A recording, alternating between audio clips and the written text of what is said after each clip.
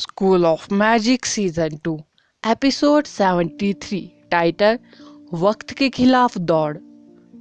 धिक्कार है, अगर हम इससे बचने में कामयाब रहे तो मैं कसम खाता हूं कि मैं उस कुत्तिया के बेटे को 8 टुकड़ों में काट दूंगा।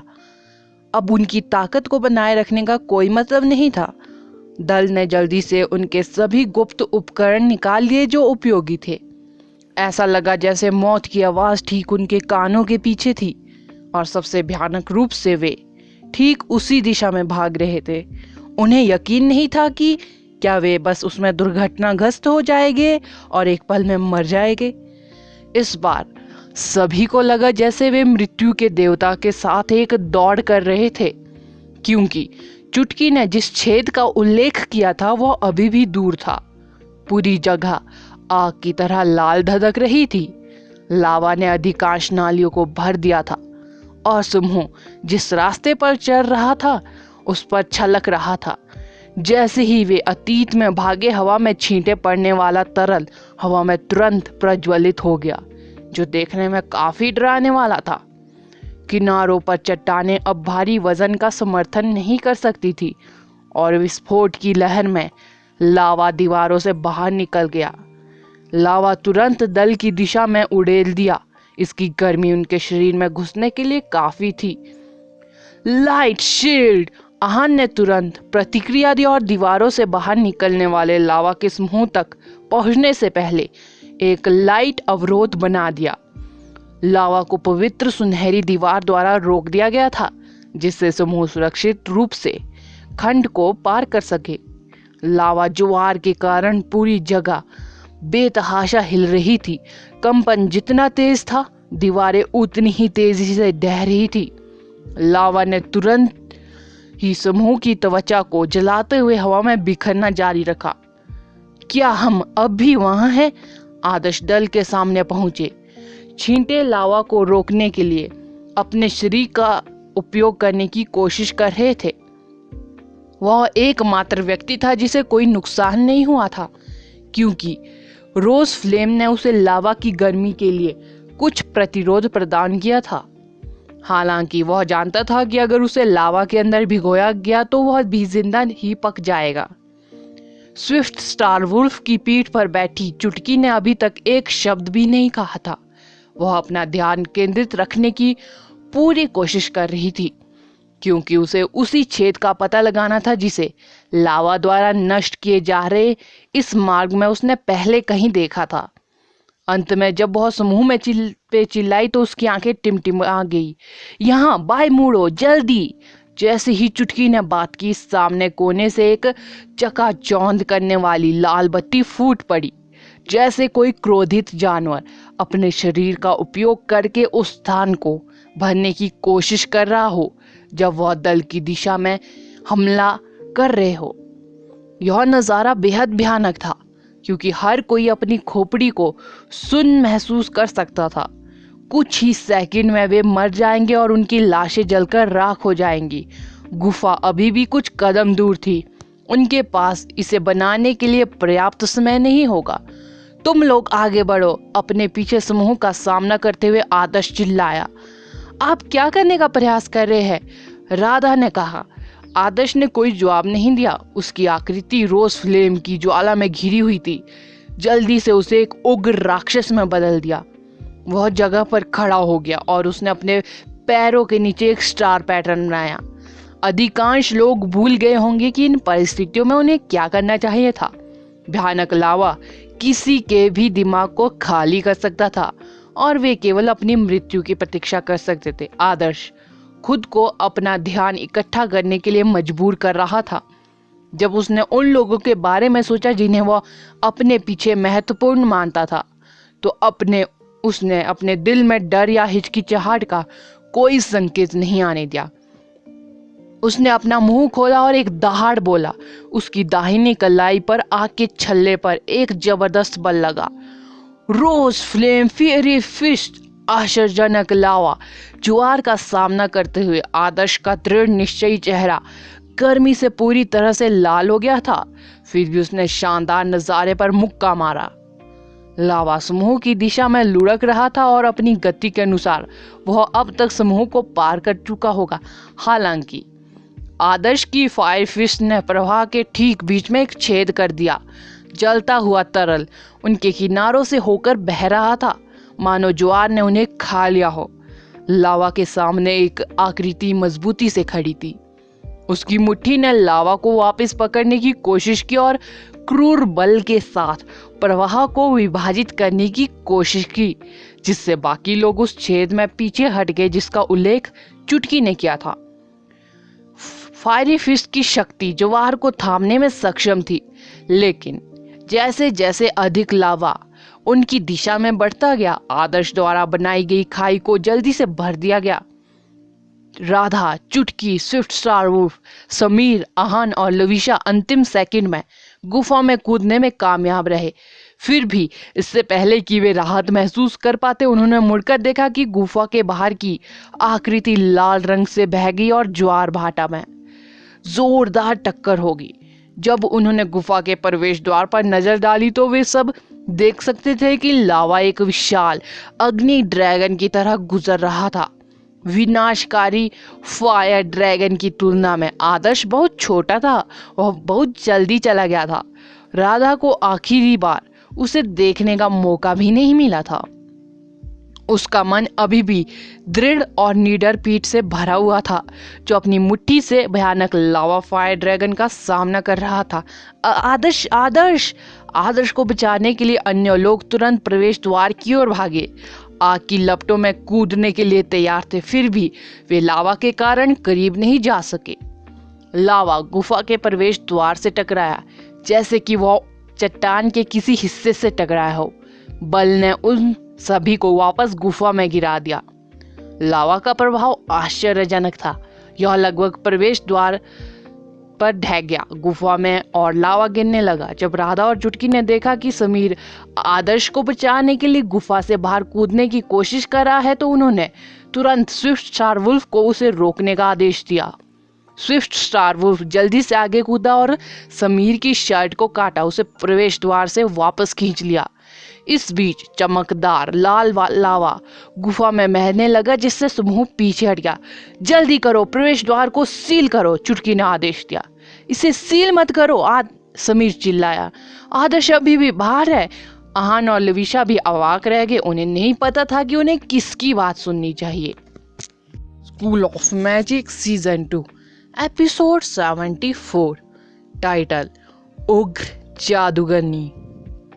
वह लावा से बह गया था, उसके बारे में अभी के लिए भूल जाओ, चुटकी ने ठंडे दिमाग से कहा।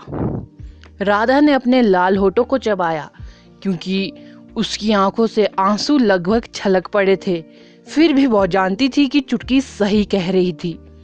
आहन ने अपने दांतों को जकड़ लिया और जल्दी से लाइट प्रोटेक्शन शील्ड बिना किसी हिचकिचाहट के प्रवेश द्वार को सील करने वाली एक चाप के आकार की बाधा बना ली।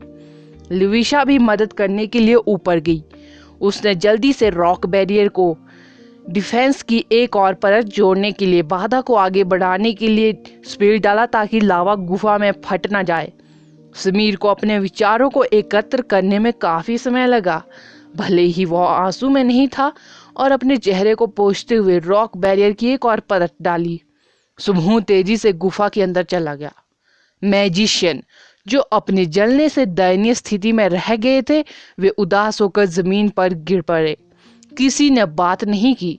माहौल अविश्वसनीय रूप से भारी लग रहा था।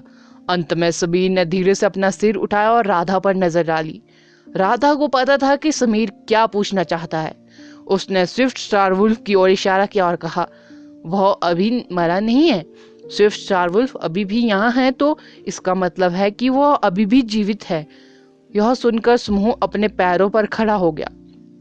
ये सही है, स्विफ्ट स्टार वुल्फ आदर्श का समनिंग बीस्ट था। यदि आदर्श मर जाता है तो स्विफ्ट स्टार वुल्फ को अपने आयाम में वापस भेज दिया जाएगा। तथ्य यह है कि स्विफ्ट स्टार वुल्फ अभी भी यहाँ था, मतलब आदर्श अभी भी जीवित था। आदर्श का फर्स्ट एलिमेंट फायर लावा उसे कम समय में नहीं मारेगा। हालांकि अगर हम प्रवेश द्वार को सील नहीं करते हैं तो यहाँ हर कोई मर जाएगा, और उसने जो किया वह पूरी तरह से अर्थहीन होगा। चुटकी ने कहा, जो हमेशा एक समझ से बाहर तरीके से शांत रहने में कामयाब रहती है। इससे पहले कि हम उसकी तलाश में जा सके, हमें इससे बचने की जरूरत है। आइए आशा करते हैं लावा लंबे समय तक नहीं टिकेगा, अन्यथा हम यहाँ बस दम घुटने से मर जाएंगे, लवीशा ने कहा। दर्द असहनीय था, ऐसा लगा जैसा उसका पूरा शरीर जल रहा हो। लावा ज्वार द्वारा बह जाने के कारण वह मजबूत चट्टानों में फिसलता रहा। आदर्श प्रत्येक टक्कर के दौरान अपनी कुछ हड्डियों को टूटता हुआ महसूस कर सकता था। लावा की गर्मी उसके अग्नि प्रतिरोध के कारण उसके शरीर को जलाने के लिए पर्याप्त नहीं थी, लेकिन जलन जैसे कि वह उबलते पानी के एक बर्तन में गिर गया हो। ऐसा महसूस हो रहा था कि उसका मांस अच्छी तरह से पक रहा है। आदर्श ने सोचा कि वह लावा में तब तक सोखेगा जब तक कि उसकी हवा खत्म नहीं हो जाती। जब ज्वार उसे दो मुंहों वाले जीव की ओर ले गया, हालांकि वह अभी भी महसूस कर सकता था कि उसके चक्कर के बीच ज्वार नीचे की ओर बह रहा है, जैसे कि जीव छोड़ गया हो। आदर्श को पता नहीं था कि उसे कहाँ ले जाया जा रहा था। वह होश खो बैठा और यह बताने में असमर्थ था कि वह कितनी देर तक बेहोश रहा। लगातार हो रही टक्करों से उन्हें चक्कर आने लगे थे और जोरदार टक्कर से वे एकदम बेहोश होकर गिर पड़े। सूरज आसमान में ऊंचा था। ब्रेजियर के आकार वाली नॉर्थ बर्निंग वैली के ठीक बीच में एक ब्रेजियर के आकार का जगह थी। नॉर्थ बर्निंग वैली में एकमात्र अग्निस्तंभ पर्वत सूर्य के सबसे निकट हुआ। इसके शिखर पर बहुत से जीवित प्राणी नहीं देखे जा सकते थे। फिर भी जिन पौधों को आग की सिंचाई की आवश्यकता थी, वे जोर से खिले थे और पहाड़ की चोटी पर लगभग पूरी सतह को ढक लिया था। पौधे धधकते लाल थे, शरद ऋतु के पत्तों के समुद्र की तरह घने रूप से जगह में ढके रहे थे। जैसे ही लाल पत्ते जमीन पर गिर रहे थे, वे मोमबत्ती की रोशनी की तरह हवा में धीरे धीरे गिर रहे थे। यदि एक तेज झोंका पूरे स्थान पर उड़ता है तो मोमबत्ती की रोशनी हवा में बह जाएगी, एक शानदार दृश्य बन जाएगा। लाल पत्तों के ढेर के बीच एक नंगा आदमी बेहोश पड़ा था। जलने से उसकी त्वचा के कई हिस्से झुलस गए थे और उसका चेहरा गंभीर रूप से झुलस गया था। उस आदमी के बगल में एक उग्र लाल थोड़ी सुंदर आकृति चुपचाप उसे देख रही थी। उसके हाथ में लाल पत्तों को चबाने से उत्पन्न द्रव था, जिससे उसने बेहोश आदमी के मुंह में डालकर पिला दिया। जले के लिए यह तरल एक बेहतरीन इलाज लग रहा था।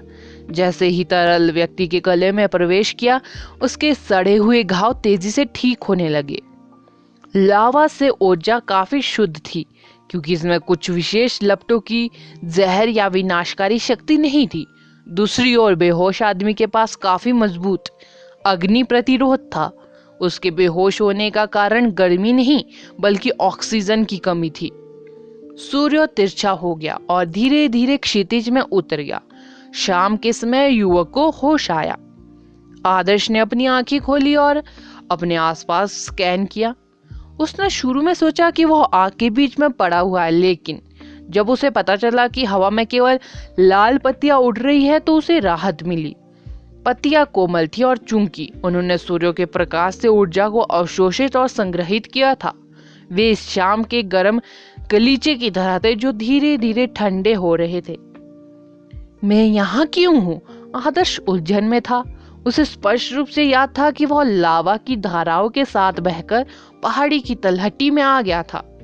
जैसे ही उसने चारों ओर देखा, उसने अपने चारों ओर आकाश देखा। वह लाल पत्तों से ढकी जमीन पर था और कभी कभी एक ठंडी हवा जो कि ऊंचाई पर होती है गुजर जाती है। मैं पहाड़ी पर हूँ, आदर्श बड़बड़ाया। उसने खुद का निरीक्षण किया और पाया कि उसकी त्वचा पर कोई भी घाव दिखाई नहीं दे रहा था, जो पूरी तरह से अविश्वसनीय था। चूंकि आदर्श पूरी तरह से भ्रमित था, एक चमकदार लाल मानव रूपी प्राणी धीरे धीरे उसके पास आया। इसकी गति अजीब थी, क्योंकि इसके पैर की उंगलियों का सिरा थोड़ा उठा हुआ था और यह जमीन के ऊपर मंडरा रही थी। यह लगभग 10 मीटर ऊंचे कुछ उग्र पेड़ों के एक स्टैंड से आदर्श की ओर तैर रही थी। यह आदर्श के पास पहुंची और भले ही उसका शरीर आग से बना था, आदर्श को आश्चर्य हुआ। वह जीप से आने वाली किसी भी गर्मी को महसूस नहीं कर सका। आदर्श ने उसे सतर्कता से देखा। उसने अपने आप को बचाने की कोशिश की, फिर भी ऐसा लगा जैसे उसकी सारी हड्डियां चूर चूर हो गई हो। जरा सी हरकत उसे उसके पूरे शरीर में तेज दर्द हो जाता। वो अपने पैरों पर खड़ा भी नहीं हो सकता था, मैजिक करना तो दूर की बात है।